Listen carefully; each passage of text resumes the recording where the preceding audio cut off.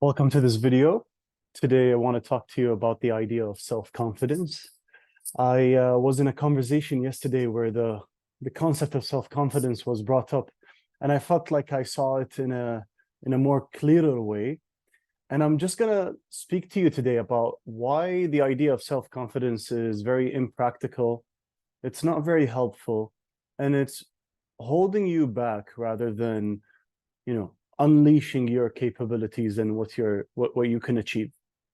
It's the beginning of a new year, and I'm sure many of us out there are thinking about what we could achieve in this year.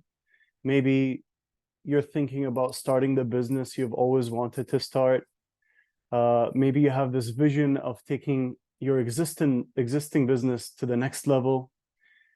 Or maybe I can think of athletes that want to up-level their game and start to compete at a higher level.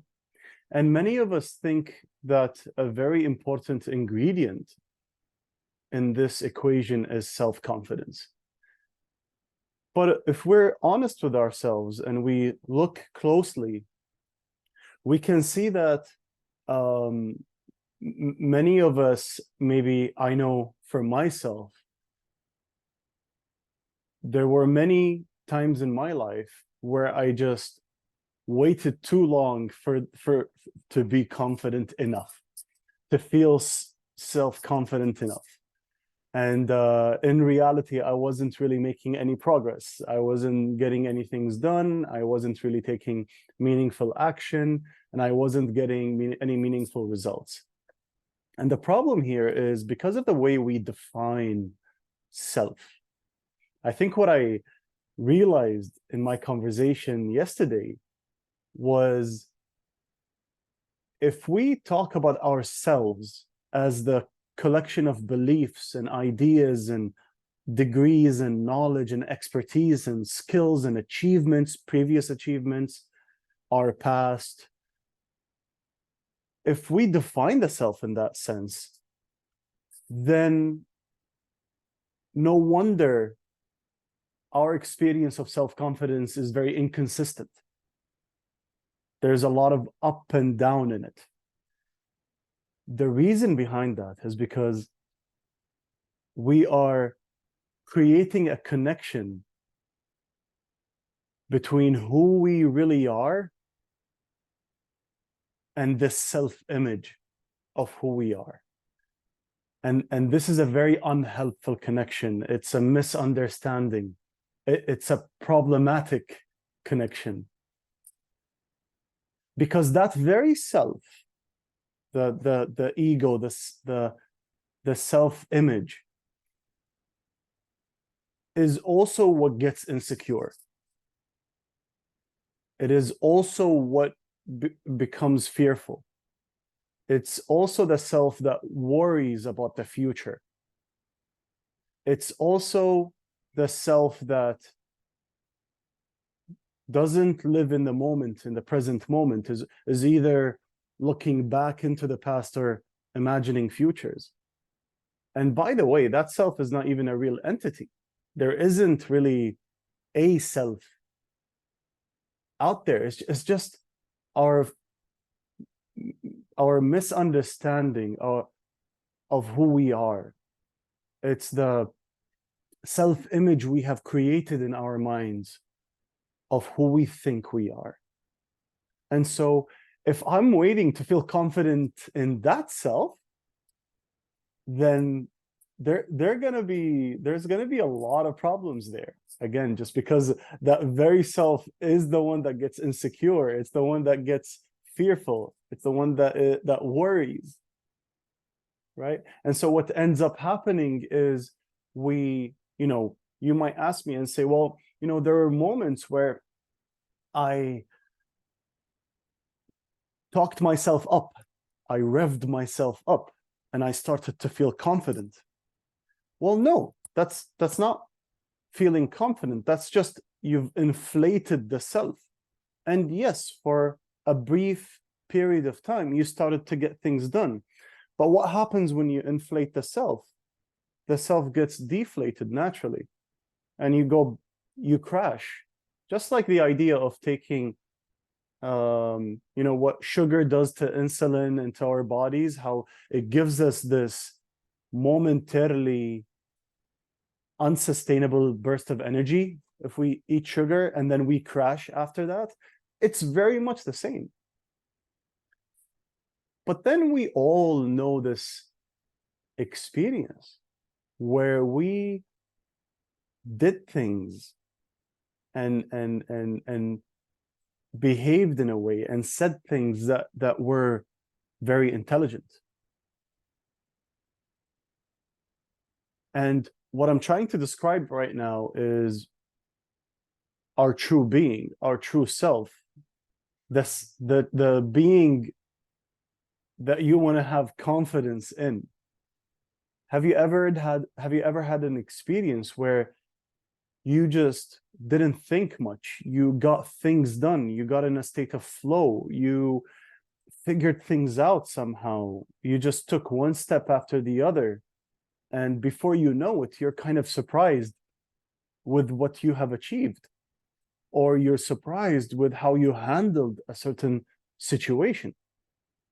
I was working with a team in an organization where we were exploring together this experience of true being, and there was one person in the team who shared a story where in a family emergency he had to deal with something that he has never ever have dealt before with, and he still remembers those 3 days where he just took care of his family and took care of these matters where, again, he has no experience in doing them before.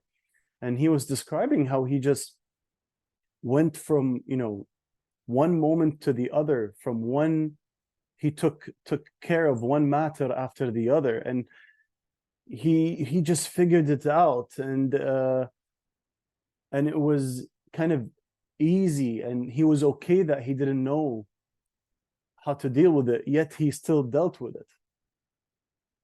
Right? There was another person in the team who shared a story about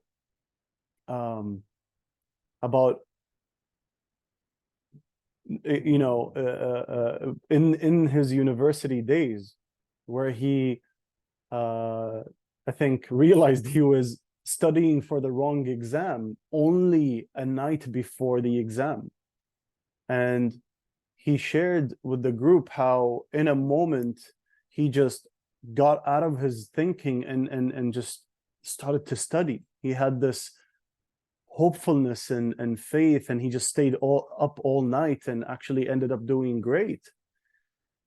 And there was no sense of, you know, am I good enough? Can I do it? Is it even possible? There wasn't any thinking in it. And that's precisely the thing with our true self, our true being, is that there isn't even a moment of thinking, do we have enough confidence? Instead, we just find ourselves acting and doing and figuring things out. And so that self, if you can look back and reflect and relate, if you can resonate with this experience, what I'm trying to tell you is that that true being, your true being, you can have confidence in. It's reliable, it's consistent. The fact that you can figure things out. We all have 3 fundamental truths about our true being, all of us. The first is we have guidance, we have intuition, we somehow know what to do one moment after the next. That's the first truth. The second truth is that we have awareness, we have consciousness. We can tell if we're, you know, not having a great experience, something is not working out, it doesn't feel right, and we try to shift and try something different and adjust accordingly. So that's the second truth. The third truth is that we all have creativity, we all have thought. We can have a fresh new perspective about something, where in one moment it seems impossible to tackle or do, and in the next moment we have a fresh new perspective and we know what to do. We all have these three truths. It's the nature of our true being. But it's the self, the image of who we are, that wants to rely on past experiences and expertise and degrees and certifications and things like that.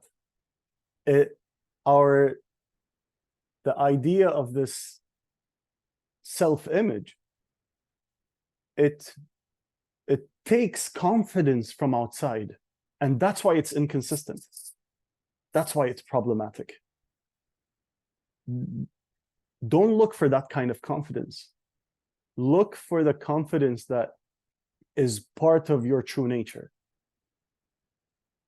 The fact that you could just have a new idea, try it, have the awareness of how it feels, and if it doesn't feel right, you can shift, and that you have this inner guidance, this inner intuition that guides you along the way, takes you closer to what's best for you, and kind of warns you about what's not so good for you. And so I hope this video is helpful for you.